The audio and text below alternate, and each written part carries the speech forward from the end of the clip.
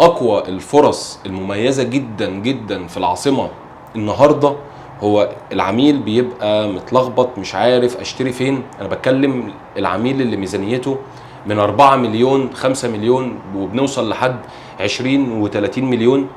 من اقوى الفرص اللي عند حضرتك النهارده في شريط الابراج السياحي الفندقي في منطقه الداون تاون صف اول على محور بن زايد الشمالي قدام النهر الاخضر. عندي فرصه النهارده مميزه جدا سواء في الاداري او في التجاري بالتحديد في مشروع اوبسيديار لشركه دبي. بحاول دايما ان انا اقدم المعلومات للعملاء واكون اول واحد بيقدمها لهم بحيث ان العميل اللي بيشتري دلوقتي يبقى عارف ايه افضل فرصه النهارده انا لو دخلت فيها هكسب الشهر الجاي، مش هكسب بعد سنتين او 3. لا، انا دايما بحاول اكسب العميل الشهر اللي هو بيمضي فيه العقد بتاعه. ولو بصينا وانا قلت الكلام ده قبل كده ان من مشروع شركه اركا لمنصات في شريط الابراج السياحي كله معظم المطورين او 90% منهم باع حوالي من 80 او 90% من الحصه التجاريه بتاعته للمحلات. فانا ما عنديش مشروع اقدر اختار محل بسعر افتتاحي باسعار لسه جديده بانظمه سداد بتصل لحد 10 سنين في مشروع عليه اقبال واللوكيشن بتاعه كقطعه ارض متميزه. لو نزلت معايا وقفت على ارض مشروع اوبسيديار هتكتشف ان فعلا الموقع واللوكيشن بتاعها له مستقبل كبير جدا وسعر متر الارض دي هيغلى قوي. فطالما سعر متر الارض هيغلى يبقى المشروع اوريدي بيرفع. وكل العملاء اللي اشترت معايا في اوبسيديار الفتره اللي فاتت الحمد لله ربنا جعلني سبب ان الناس دي يعني تكسب وتكسب مكاسب كويسه جدا جدا جدا. انا موجود النهارده في شركه دبي منورنا ومشرفنا في الفيديو. استاذ احمد مجدي كان عمل معايا فيديو قبل كده هنوضح لحضراتكم كل التفاصيل الخاصه بالتجاري بالمساحات الاسعار انظمه السداد. الشركه لونش ان شاء الله هيبقى في خلال اسبوع من النهارده. يقدر العميل ان اسلام الشاعر يسكنه واختار له الوحده اللي هو عايزها في الميزانيه بتاعته. وهوضح لكم كل حاجه في الفيديو ده. ازيك يا استاذ احمد عامل ايه؟ يا استاذ اسلام منور الدنيا. الله يخليك يا حبيبي. انا عايز منك كل التفاصيل. تمام. العميل اوريدي يعرف التفاصيل بتاعه المشروع. اوكي. انا عايز ادخل بالاختصار على طول على المرحله التجاريه. يعني انت لو بصيت كده محور بن زايد والنهر الاخضر جميل. فانا هنا عندي المحور الغربي فانت عندك محلات تجاريه محلات تجاريه على محور الابراج وعلى وده الممشى السياحي. فكل المشروع ظاهر وكل المحلات ظاهره فبالتالي بقى عندك المحلات التجاريه مميزه واكثر تميزا. هتخش على المشروع من جوه هتلاقي المشروع من جوه من اول جيت على بن زايد ولا جيت المحور الغربي ولا محور ابراج كل ده بتصب على بلازا مساحتها 450 دي اوبن فيو ليها سكاي فيو محلات مطاعم باول دور من بره. الناس تقعد بره عادي جدا. في منها باول دور وفي منها من غير اول دور ولكن الاغلبيه الاكتر على المحاور. يعني المحاور دي كلها لو خدت بالك كلها محلات ومطاعم ليها اول دور. لاني اقول لك ان التجاري عندنا ارضي اول تاني تمام. هو بوديوم تجاري. الدور الارضي هيبقى فيه الهايبر ماركت هيبقى فيه البنوك. الدور انا بقول لك على الانكرز كمان اللي موجوده في كل دور. الهايبر ماركت الشركه ترحال البيع مظبوط. ده على مساحه 1000 متر او 950 متر 950 بالظبط. الشركه عامله بنك واجهه مباشره على محور بن زايد.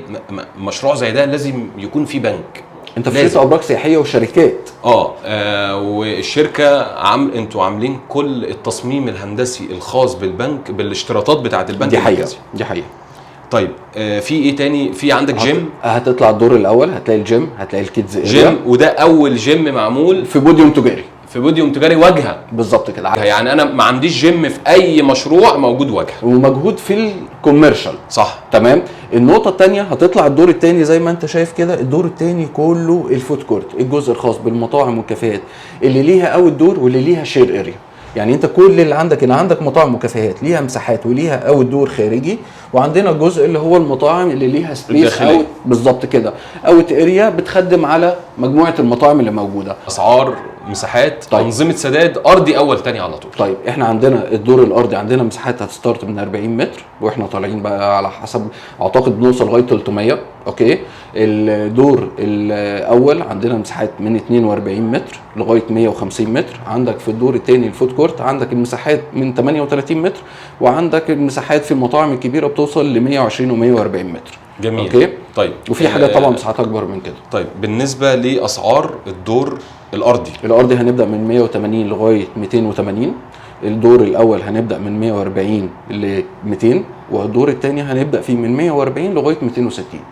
طبعا هيفرق الثاني لان في مطاعم هيبقى ليها اوت دور ومطاعم مالهاش اوت دور. طيب. في مطاعم على الواجهه على طول على بن زايد. طيب انا عايزك تجيب الصوره الثانيه بس. يعني دي المطاعم كلها ليها تراس على بن زايد. حضراتكم ده محور بن زايد الشمالي وده النار الاخضر. في عندي بعض المحلات موجوده واجهه، اعتقد ان السعر بتاعها بنتكلم في 30 مليون. مظبوط. في حضرتك مجموعه بقى من المطاعم باوت دور وكافيهات موجوده على الشارع مدخل الداون تاون، وده الشارع الفاصل ما بين مشروع دبي والمشروع الثاني شركه النيل، وده هيبقى من الشوارع المميزه جدا جدا لان هنا مطاعم وكافيهات. دي حقيقة. والمشروع الثاني برضو مطاعم وكافيهات، فالاثنين هيبقوا في وش بعض. وده المحور الغربي الداون تاون. بالظبط، ده المحور الغربي من المحاور الرئيسيه اللي موجوده في منطقه الداون تاون. المحور الغربي والمحور الشرقي. ولو خدت بالك ان كل المطاعم والكافيهات اللي هنا انت كاشف محور بن زايد، يعني برضو انت كشفه كله. المساحات هنا والاسعار احنا بنتكلم من اول يعني 22 مليون من 15 مليون من 15 مليون من 15 مليون وبيوصل معانا السعر لحد 25 مليون. ده بنتكلم عن المطاعم اللي معاها اول دور. طيب لو احنا بنتكلم عن المطاعم اللي في الدور الثاني اللي هي في منطقه الفود كورت كلها، احنا بنتكلم من 10 مليون على حسب المساحه بتاعتنا من ستارت. تمام. الاهم من كده بقى هندفعهم ازاي؟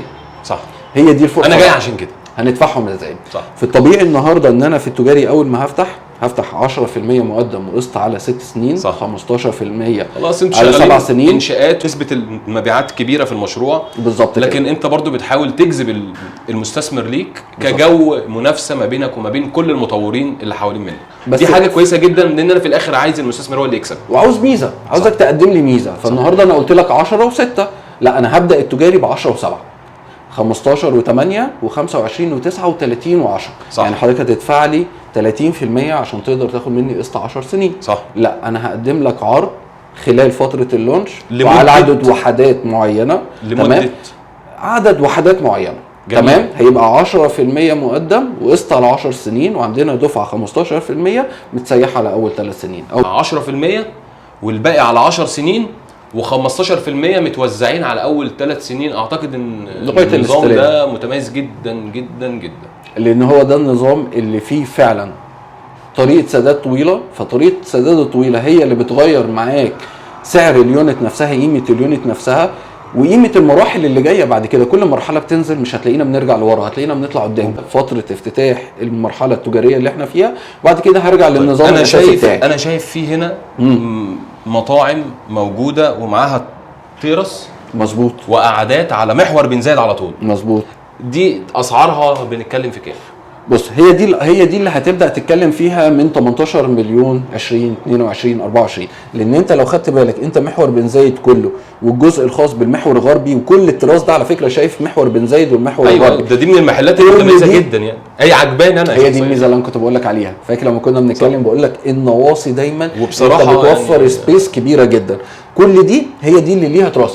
الفكره هتفرق في السعر ايه؟ مساحه المحل الداخليه قد ايه والاول دور الخارجي قد ايه؟ انا بصراحه عجبني جدا في انه هو عامل التصميم وعامل الديزاين بالشكل ده، انه يبقى عامل مطاعم وكافيهات بتيرس، ودي موجوده زيها عندي في التجمع الخامس في شارع 90 وناجحه جدا جدا وكلها براندات. بس تخيل انت الفيو هنا على لا هيبقى جامد جدا. نهر الاخضر وعلى بن زايد وثلاث ابراج لا وفي شريط يعني الابراج. وانا دايما اقول للعميل شريط الابراج ده يعني حاول على قد ما تقدر انك تشتري فيه، لان الاسعار فيه بتزيد بصوره انا ما شفتهاش في اي مشروع من المشاريع اللي في العاصمه.